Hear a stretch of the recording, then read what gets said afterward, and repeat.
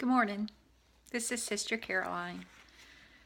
The scripture for today comes from Exodus chapter 20, verse 12.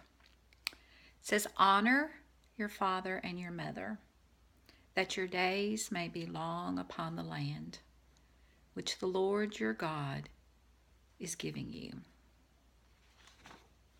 Today, I want to talk about my daddy. My daddy passed away, but I miss him. I miss him more than I ever thought that I would. But my daddy had this ability to call a spade a spade. He was very, very opinionated. Had something to say on just about every topic there was. Our relationship, his and mine, was not always easy. Probably because I'm a lot like him. So are my brothers and my oldest son. But like most people, as my daddy aged, he got softer. After his heart surgeries, he got to a point where he was just very emotional.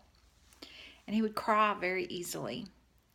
And this was really hard for my daddy because my daddy was kind of a manly man, a gruff man. But he became very soft in his older age.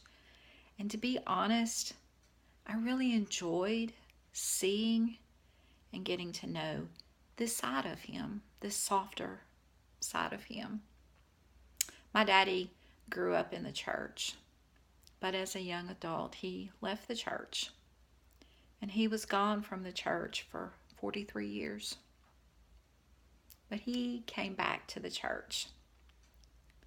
And he loved to go to church. And he loved to listen to the hymns. And he loved his Sunday school class. But my daddy, he was a very special person. He was a cusser, which is not a good thing.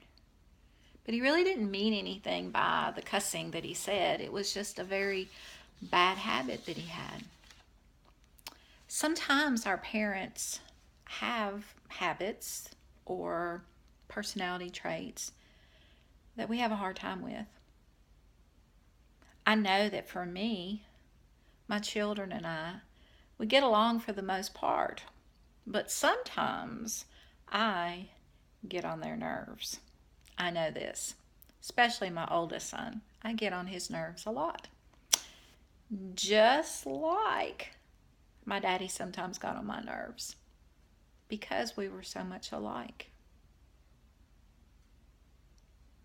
I never thought that I would be the type of person to visit a grave regularly or to leave trinkets on a tombstone. But I have found myself doing that with my daddy. Now I know that he is not in the ground. We put his body in the ground, but he is not in the ground. Let's see, maybe